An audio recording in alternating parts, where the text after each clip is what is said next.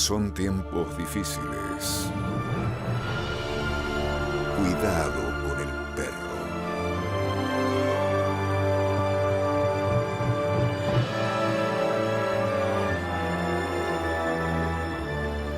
¿Qué tal? Buenas noches. Cuidado con el perro. Ella es muy seria, con gran sentido del humor, naturalmente.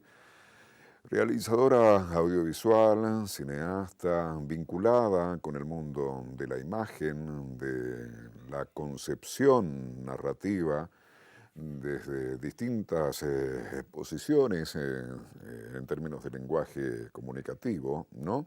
Y nos da realmente mucho gusto recibirla. Es una amiga de mucho tiempo, muy respetada y muy querida en el medio, y Cristina Raschi está con nosotros. Cristina, ¿cómo estás? Hola, ¿qué tal? Qué bonito 2 o 3 cosas que dijiste ahí, ¿no? Uno, lo de ser serio pero con sentido del humor. ¿Qué haríamos sin el sentido del humor? ¿Qué haríamos? Claro. ¿Qué haríamos sin el sentido del humor? ¿Cómo nos ha ayudado a sobrevivir en situaciones difíciles? ¿Cómo nos ayuda todos los días, ¿no? ¿Cómo relativiza el sentido del humor? A tomarnos menos en serio y a relajarnos y a disfrutar un poco más. Y la cuestión esa de que amigos de mucho tiempo. ¿Cuánto? Mejor no hagamos la cuenta, no hagamos la cuenta porque nos sacan la ficha de la edad. Mabel, allí tenés una foto, memorias de un escrito perdido. Pega un salto. ¿Qué fue eso? ¿Qué es eso? Ay, me hiciste hacer un salto grande. Yo me estaba acordando de cuando empezamos y... Memoria de un escrito perdido es un documental que yo pude realizar en el año 2010, gracias a haber participado de un concurso latinoamericano que se llama DocTV, que premia un documental, un proyecto de documental por país. Son 13 países latinoamericanos que participan, es un fondo solidario. Y bueno, lo fantástico que tiene el concurso DocTV es que es para las televisoras públicas de los países miembros. Entonces, vos tenés 13 documentales cada 2 años y esos 13 documentales se estrenan en forma simultánea en los 13 países participantes.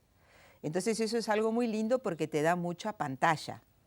De pronto vos te encontrás con que hay gente, qué sé yo, te llaman, te ven y te googlean, te buscan y recibís respuesta de espectadores de Brasil, de Colombia, de Puerto Rico, qué sé yo, de distintos lugares. Y en este caso particular yo concursé con un proyecto documental, o sea, se trata de que sean documentales que tengan que ver con la realidad social y política de los países participantes. Últimamente los nuevos concursos DocTV tienen una temática específica, creo que el último fue la música. En el caso mío no había una temática, porque yo fui el segundo año del DocTV, en el 2010.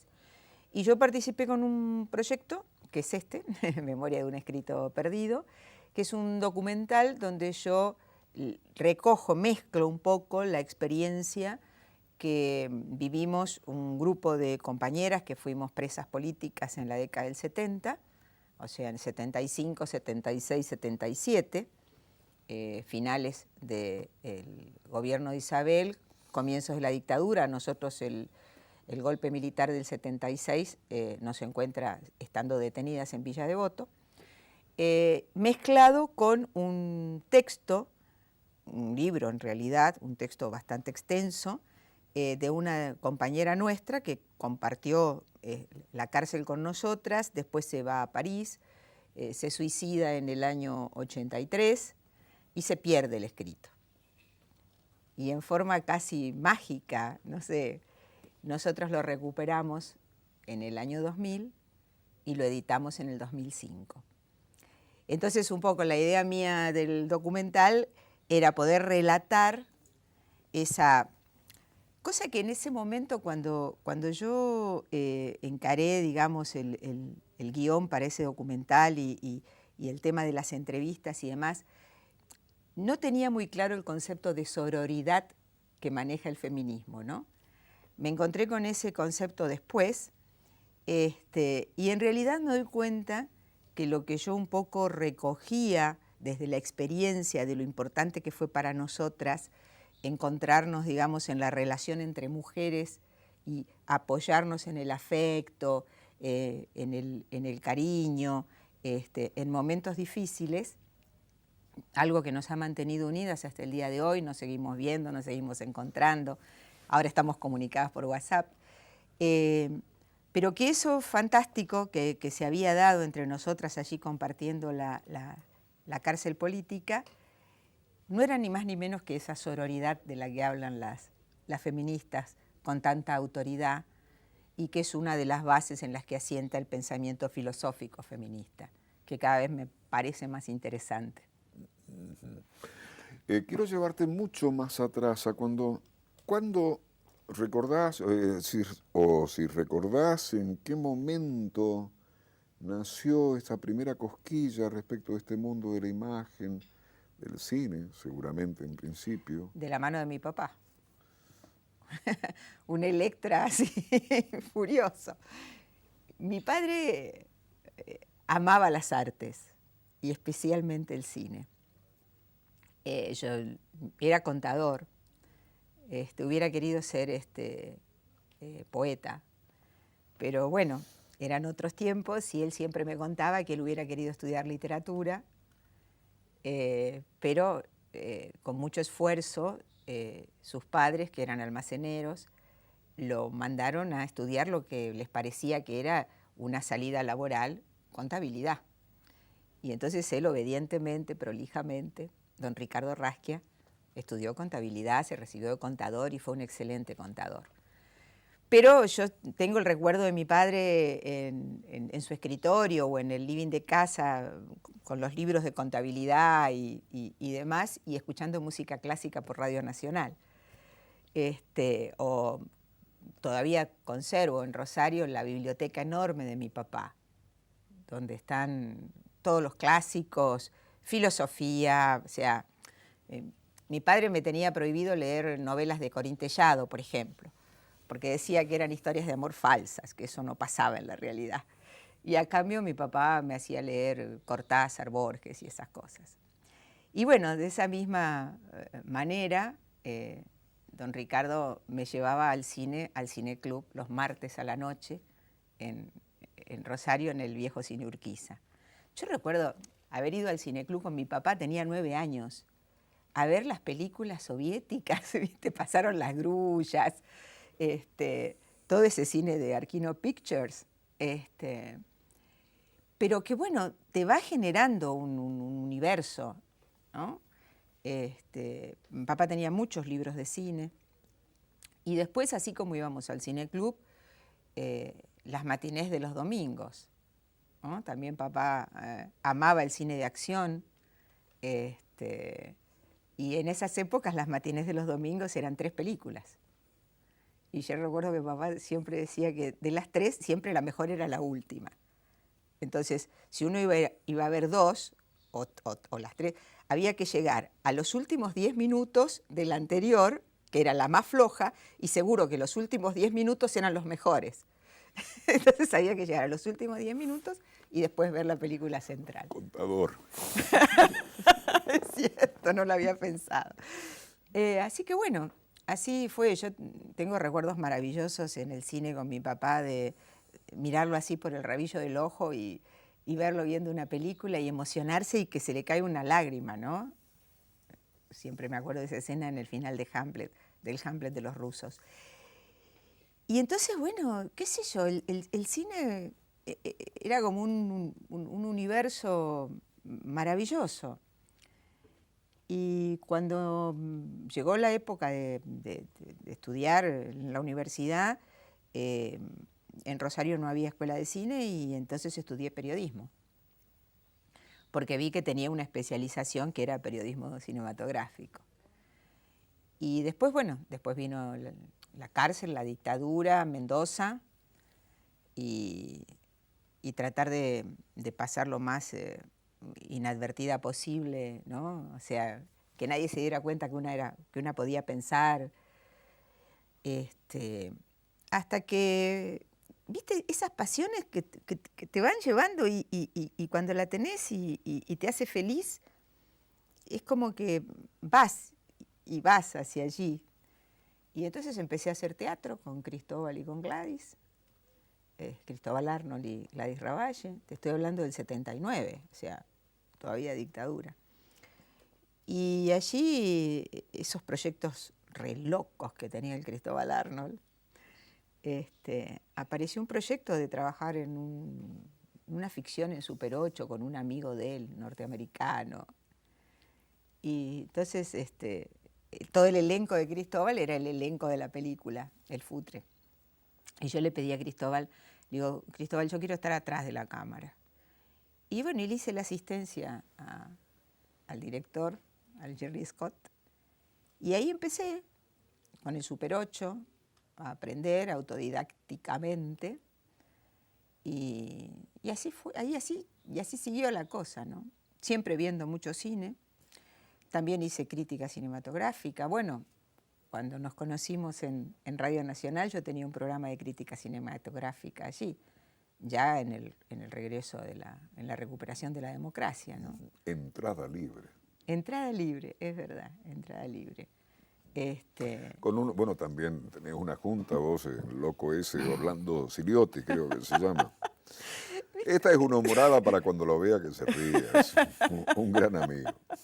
Y sí, viste, es que una tiene esas juntas, ¿viste? Vos también formás parte de esas juntas. Claro. Sí, a uno, qué sé yo, no sé si una se pega o a una se le pegan, pero bueno, es la sal de la vida, es lo interesante. Y bueno, y después vino el cineclub y exhibir películas que no se podían ver, porque en las épocas en que no era tan fácil como ahora, Netflix, HBO, qué sé yo, todo eso.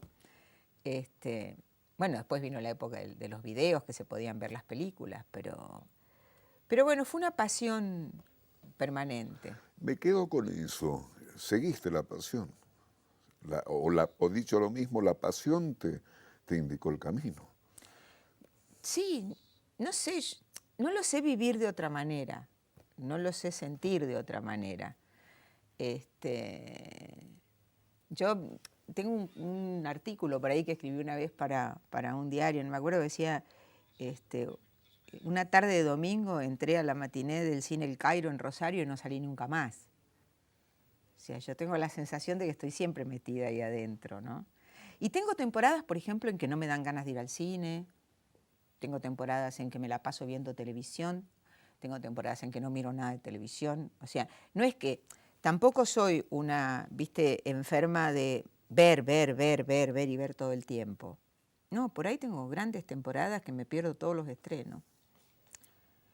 Pero tampoco es fácil viviendo en provincia, a mí no me gusta decir el interior. Aprendí de un maestro de cine en Buenos Aires a decir provincias, no el interior. No es fácil producir, no es fácil encontrar cómo filmar, cómo grabar, como decimos ahora, porque sabes que cuando es televisión se graba, no se filma, o cuando es video, o digital, bueno, todos los nuevos formatos. Pero bueno, uno se las va rebuscando, te lleva el deseo, te mueve el deseo. Sí. Me inquieta algo. ¿Qué has visto esencialmente en cine? ¿Qué te ha cautivado particularmente? En todos estos años, tengo grandes amores, o sea, grandes pasiones. A ver, yo siempre digo que mis dos amores así inexplicables, no inexplicables, pero viste que uno se enamora porque se enamora. Hay veces que no hay razones. Y mis dos grandes amores así en el cine son François Truffaut y Pier Paolo Pasolini. No sé qué me pasa cuando veo las películas de ellos, pero después soy una gran admiradora del cine norteamericano. Me gusta mucho la forma como narran los yanquis. Los Padrinos de Coppola me parecen obras maestras. les admiro a los norteamericanos esa capacidad que tienen para transmitir ideas a través del relato, ¿no? Esa cosa de la construcción de la parábola, que es algo tan difícil de hacer. El tema de construir una parábola al cabo de la cual vos salís del cine, no te diste cuenta que estuviste chupando ideas, ideología, estuviste chupando formas de sentir, de ver el mundo y demás, sino que te vas del cine sintiendo que te contaron un cuentito. Y en realidad ese cuentito trae toda una profunda mirada y concepción. Que en los grandes directores norteamericanos es profundamente humanista. Yo quizás si tuviera que, bueno, no me gusta ninguna clase de definición y cada vez me gustan menos, pero yo me siento básicamente eso, ¿no? Una profunda humanista, también una herencia de papá, ¿no? Y quizá con eso tiene que ver el amor al cine, porque el cine, el protagonista en el cine es el ser humano, como más que en ninguna otra expresión artística, quizá en el teatro también, pero me parece que en el cine el ser humano es central. Siempre estamos hablando de personas, siempre estamos hablando de relaciones entre personas, siempre estamos hablando de las cosas que nos angustian, y lo estamos hablando desde el relato del cuentito, en la forma más vinculada con lo más profundamente mitológico, ¿no? Entonces, a mí me atrae mucho eso. Después, bueno, el cine inglés me gusta muchísimo. Bueno, ni hablar de la época dorada del cine italiano, Fellini y demás, todo eso. Y el cine argentino, dos enormes, Mario Soffici y Leonardo Fabio. Para mí es... Hace como 4 minutos que hizo la seña Mabel, pero yo no te iba a cortar ni que me dijeran que te cortara. Un gustazo tenerte, Cristina. Salud, gracias. Salud. Cristina Rasquia, cuidado con el perro. No se te ocurra disparar para otro cine de la pantalla de la televisión. Está rico el vino.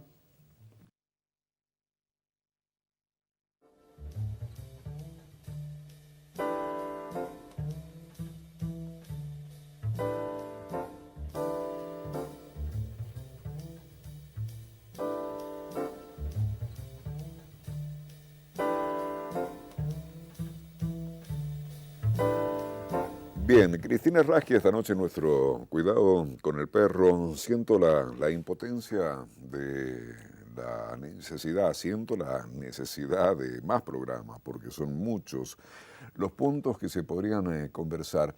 Con todo lo que nos has contado hasta este momento de la charla, ¿cuál es tu concepto respecto de lo narrativo? ¿Cuál es tu cuento? ¿Cuál es tu concepto respecto de cómo contar algo?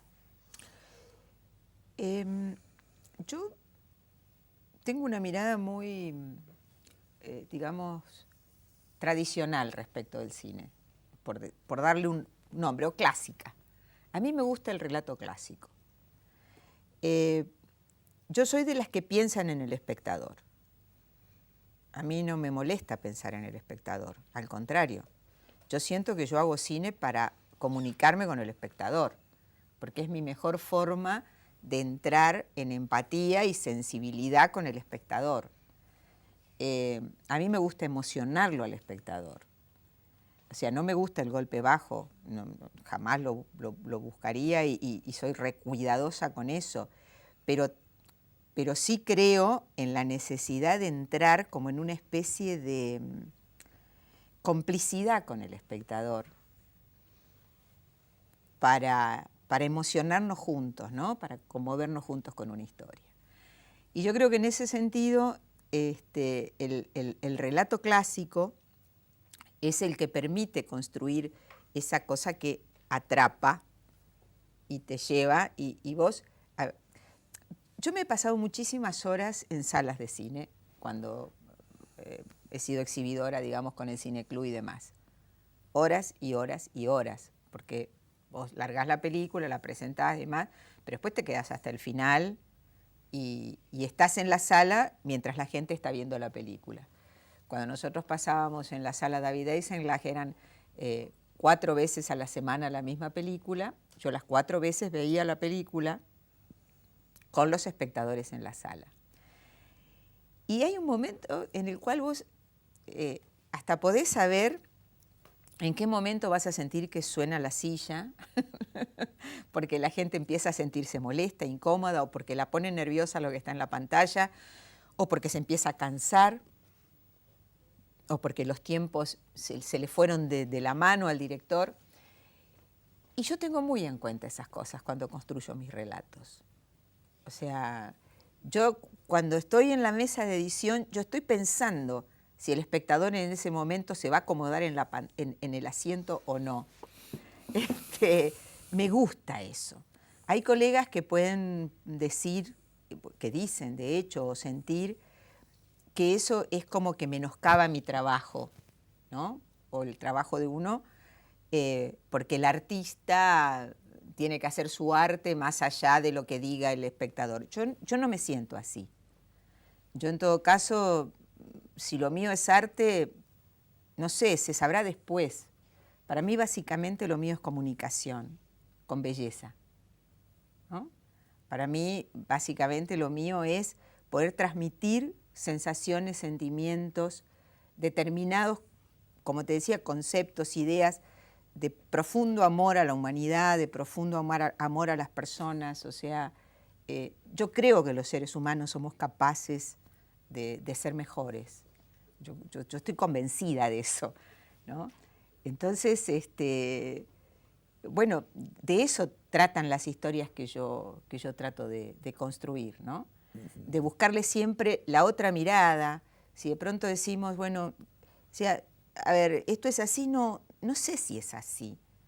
Y si resulta que es de otra manera, y si resulta que estamos siendo injustos, y si resulta que estamos mirando sesgadamente, la realidad es muy compleja. Eso también es algo maravilloso que tiene el cine, que te permite, a pesar de que el relato es clásico y que aparentemente simplificaría, el hecho de que tiene tantas formas de expresión, la música, el sonido ambiente, el color, la luz, la iluminación, todo lo demás, te permite hacer toda una polisemia, digamos, de sentidos que hace que la realidad pueda transmitirse en forma más compleja. Por eso los cineastas solemos decir que el cine es más cierto que la vida, ¿no? Porque, y yo soy una convencida que la mejor posibilidad, puedo estar equivocada, pero es lo que yo siento, que la mejor herramienta que tenemos los seres humanos para acercarnos a la realidad, si es que hay alguna manera, si es que hay alguna realidad y si hay alguna manera de acercarse, es el arte.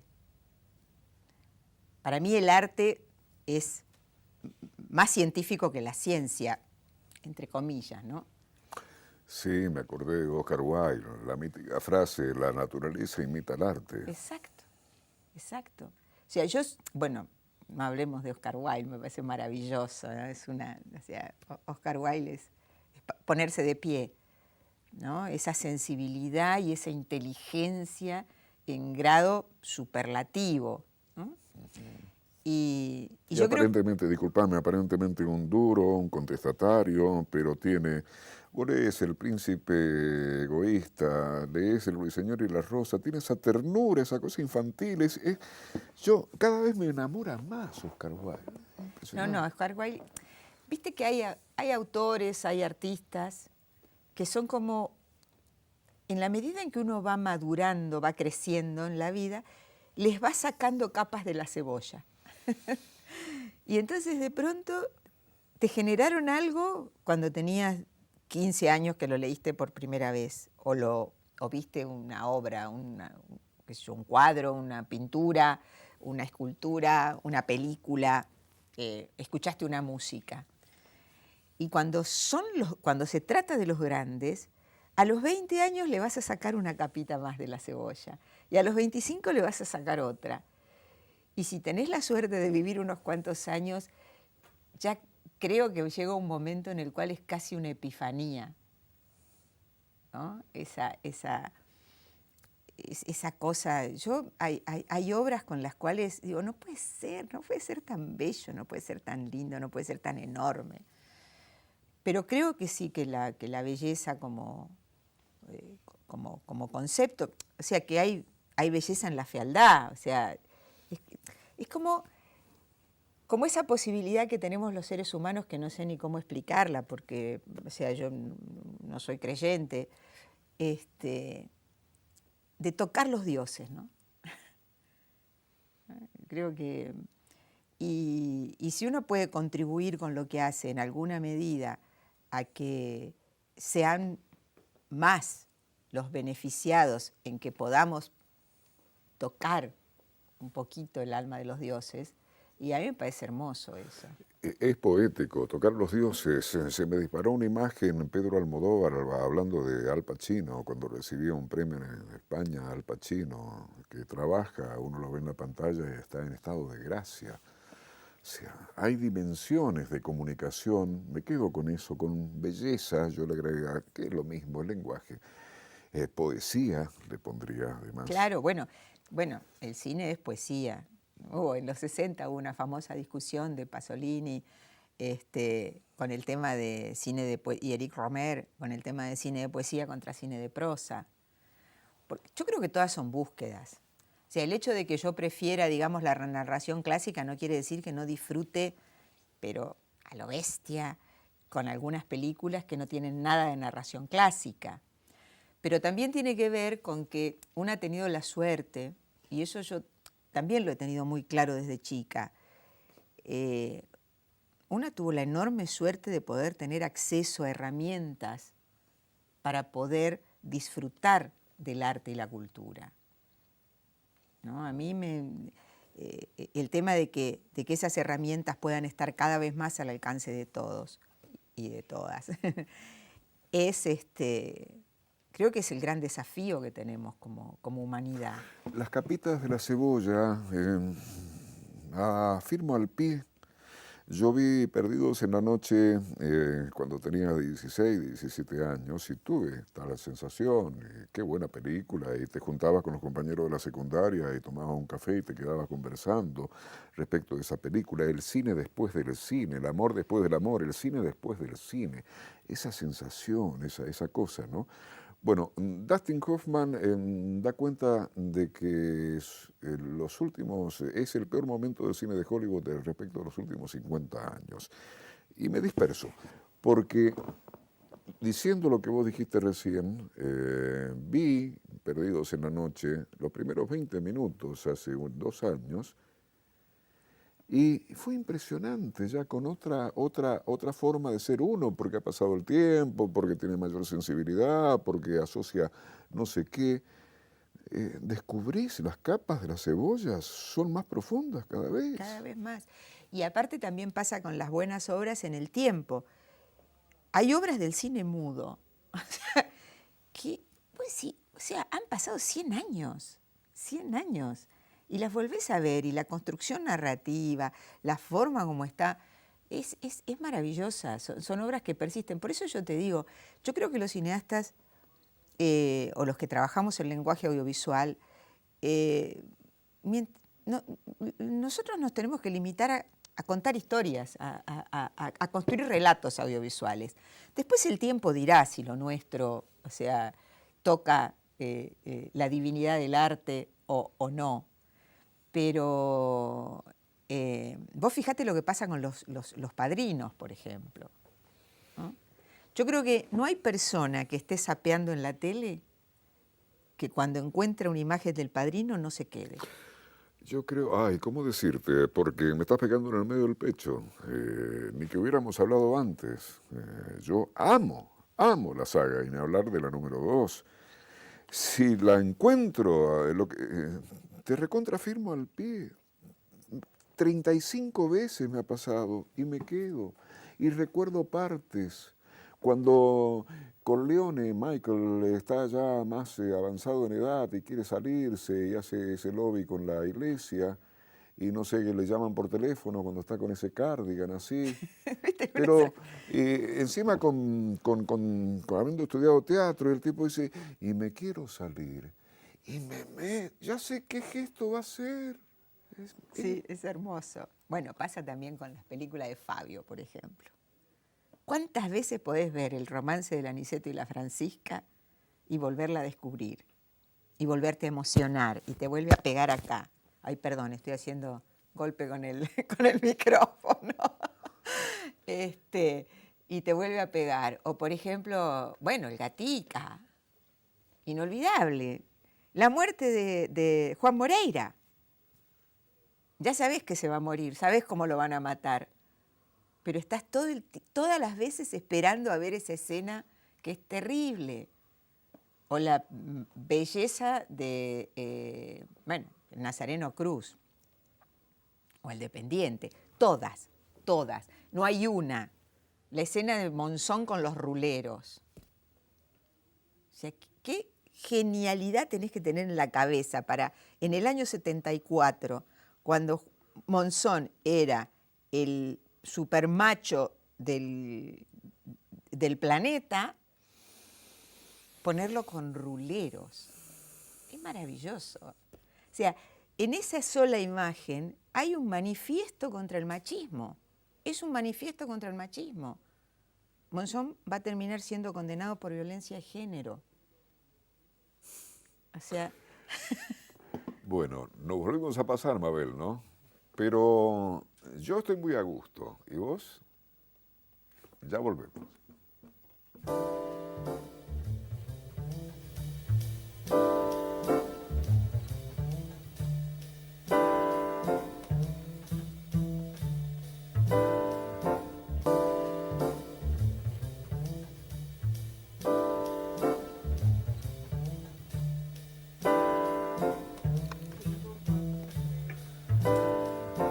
Yo puedo seguir hablando de cine, dice Cristina, hace 5 segundos, dijo. Está maravillosa la charla para mí, pero me olvido de vos.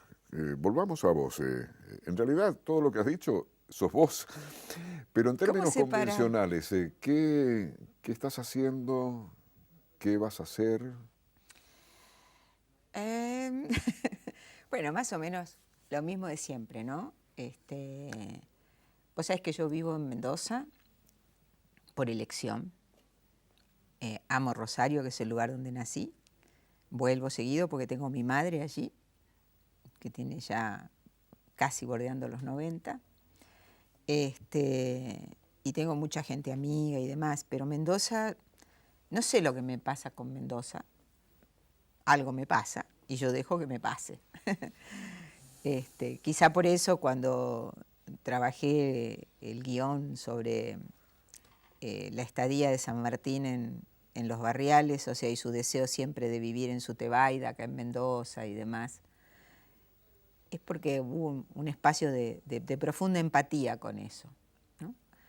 Entonces, yo he estado trabajando mucho en Buenos Aires los últimos, te diría, 15 años, viajando, yendo y viniendo, yendo y viniendo.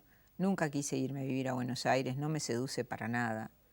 Me gusta trabajar allí, sí, por momentos, pero me gusta vivir acá.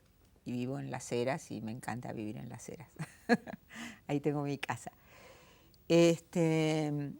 Bueno, lo último que estoy haciendo ahora, el año pasado el gobierno de la provincia junto con el Canal Acequia hicieron un concurso que se llama San Martín 4x4 para realizar 4 documentales para televisión de media hora de duración cada uno sobre diferentes aspectos en la vida de San Martín.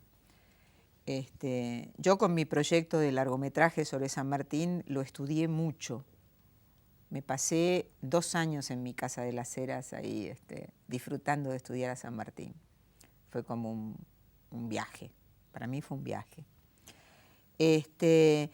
Y bueno, entonces considerando que conocía bastante de eso y demás, con Andrea Puebla, que es la productora del proyecto, nos presentamos al concurso y tuvimos la suerte de ganar uno de los 4, porque son cada uno por un director y productor diferente. Y el proyecto nuestro se llama San Martín Entre Líneas. Son una serie de reportajes a historiadores y personalidades de la cultura acá de la provincia, respecto de aspectos no, digamos, más personales en la vida de San Martín.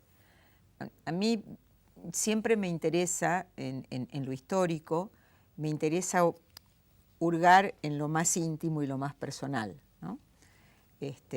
Andar un poco por ahí, o sea, por qué determinadas personas actúan como actúan, qué sostiene esa actividad pública que tienen, qué es lo personal, qué es lo que sucede de las puertas para adentro, ¿no? El territorio de lo íntimo, de lo personal, a mí me atrae mucho.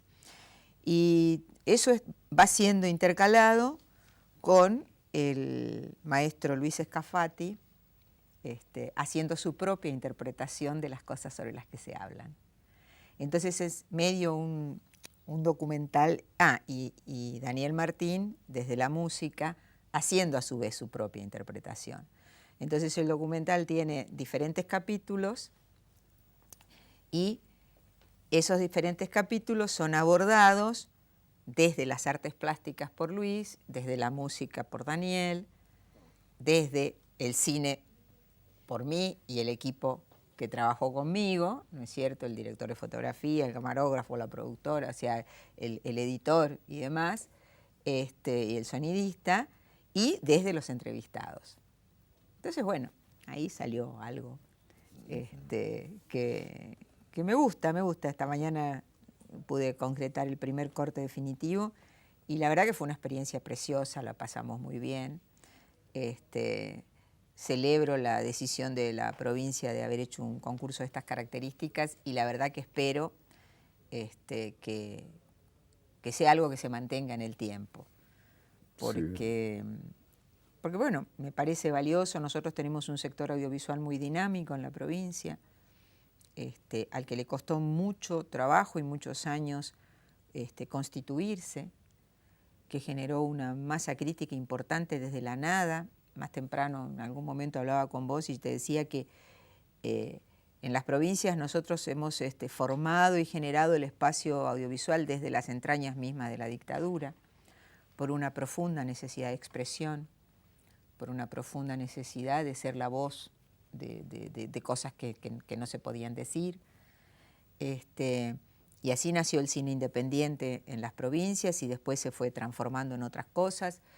Y cuando llegó el proyecto de la televisión digital abierta del gobierno kirchnerista, que fue un proyecto muy ambicioso y muy interesante, y que abrió espacios para la realización más profunda de trabajos para televisión en las provincias. Creo que eso fue lo más interesante. Nos corrió en las provincias que nosotros veníamos muy atrás de la idea de hacer la película, el documental, o sea, la idea del cine, el proyecto de televisión digital abierta y del hecho de que había que trabajar, o sea, que se multiplican las pantallas de televisión, de internet y demás, y nos abrió un poco la mirada hacia ver que lo nuestro tenía que no ser solamente el cine, sino que había un enorme espacio vacío y que había que llenar para poder comunicar contenidos. Y bueno, ahí empezaron una serie de concursos y demás que pudieron asentar en esa masa crítica construida con tanto esfuerzo y sin ningún apoyo estatal durante tantos años, asentó en eso y eso hizo que el sector creciera enormemente. Y hoy tenemos un sector, ya te digo, muy profesional, no solo en Mendoza, también en San Juan, también en San Luis, Córdoba, Chaco, Misiones, en el sur, o sea, Neuquén, Santa Cruz. Yo tuve oportunidad de conocer de cerca todo eso gracias a mi participación en su momento en el proyecto Polos Audiovisuales y después habitualmente yo me convoca el Instituto de Cine para ser jurado de concursos regionales y eso me permite tomar conocimiento de la enorme cantidad de cosas que se pretende producir desde las provincias. Entonces creo que ese es un espacio interesantísimo.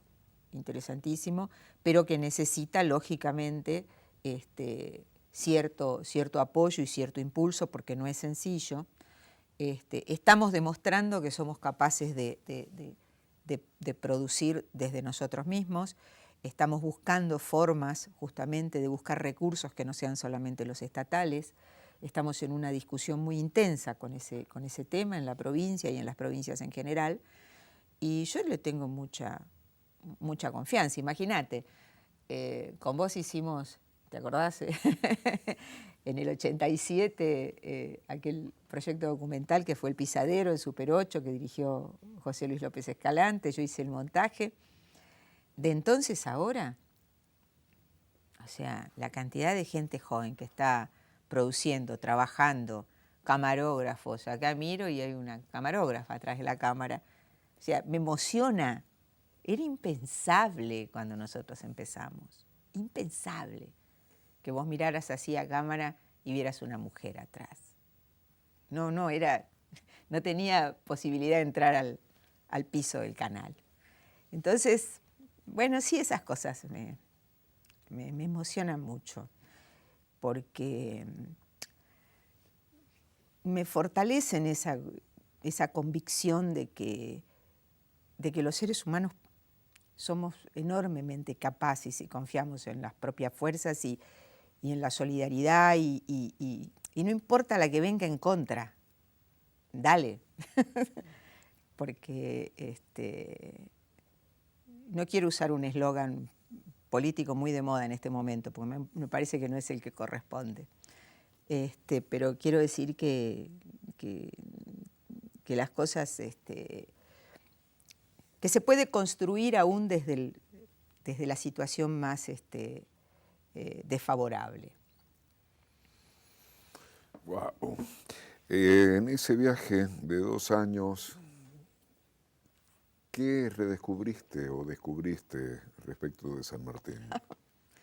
Me enamoré, pero me enamoré mal. A mí siempre, o sea, yo odio el bronce, ¿viste la broncigenia? Toda la cosa así dura, formal, que a mí me produce un enorme rechazo, ¿no?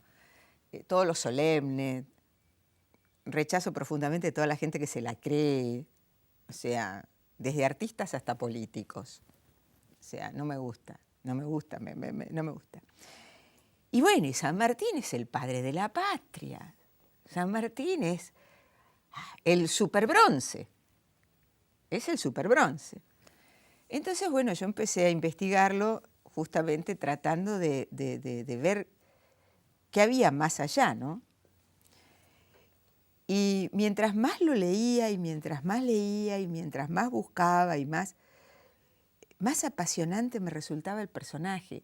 Mientras más me acercaba, mientras más me alejaba del bronce y me acercaba a la persona, al humano, más me seducía. Yo creo que entran muchos elementos en juego en la seducción de San Martín, que se ejerce hasta el día de hoy, ¿no? A veces me preocupa un poco esa cosa de que está tan equidistante de todo que sirve para todo. O sea, entonces se lo usa para todo. Y ese es un problema. Pero creo que tiene tantas aristas y tantas cosas porque justamente fue un gran humanista, ¿no? Un gran humanista, un lector voraz, un tipo de la Ilustración, de lo mejor de la Ilustración, con ideas, con sueños, pero también un personaje capaz de aceptar la desilusión cuando eso que soñás no se puede concretar en la realidad. Y a él le tocó eso. Y no sé, estaría hablando mucho de San Martín. No soy una historiadora, mi acercamiento a San Martín fue emocional, sí, con mucha documentación. Tengo me he hecho de una poderosa biblioteca sanmartiniana, pero además he hablado con mucha gente que lo ha estudiado en serio y demás, y no me siento con autoridad desde lo histórico para hablar, pero desde lo emocional sí me pasó eso, que mientras más contradicciones le encontraba, mientras más debilidades, más seductor me resultaba. Bueno, ¿y sueños en general? Mira la pregunta. A esta hora me las hace después. Bueno, pero juéguesela. Sueños, mira, no, ya cuando yo cumplí 50 años, me dije a mí misma, bueno, ya está, al Oscar no vas a llegar. A Cannes, no creo que tampoco. O sea, ya hay lugares a donde es probable que ya no vayas a llegar. Pero lo que haces es hermoso y te gusta y te da placer. Entonces me relajé mucho. Es como que dejás de vivirlo, no sé, tampoco nunca estuve muy en carrera, pero sí uno tenía como determinados sueños, el largometraje, hacer el largometraje, hacer esto, o sea, como hitos, como que no te recibís de realizadora si no tenés un largometraje de ficción. Pues no me interesa recibirme de realizadora. O sea, entonces mis sueños hoy pasan por tener la posibilidad de seguir filmando, de poder trabajar con gente, qué sé yo, y de pronto hacer un programa de televisión, o de pronto filmar algo grabar algo para televisión, o que de pronto me llamen para hacer una dirección de casting de un proyecto como tantos que he hecho en Buenos Aires. No tengo grandes sueños. Despertarme mañana. ¿Y no es un gran sueño ese no gran sueño? Puede ser, puede ser. Puede ser, quizás, ¿no? Yo te diría que, a ver, he aprendido a vivir hoy. Y un sueño sería ese, despertarme mañana. Porque una mañana amanecerá sin mí. Y eso es un hecho. Ay, Bioy Casares, la tristeza de morirse es en no ver el sol salir al día siguiente. Ah.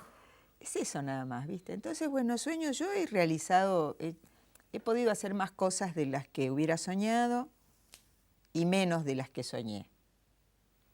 Pero bueno, eso es la vida, ¿viste? Entonces, tengo amigos maravillosos, me encanta el vino, tengo gente con la que juntarme a comer y beber, con la que imaginar, qué sé yo, con quien discutir una película. Entonces, la verdad que la vida ha sido muy generosa conmigo, muy generosa. Así que no sé cuál sería un sueño, que me sorprenda en todo caso. Eso, ¿no? No creo que te va a sorprender porque tenés olfato ya, que vamos a terminar el programa. Cristina, ha sido un gran gusto, un gustazo. Gracias por invitarme. Cristina Rasquia, cuidado con el perro.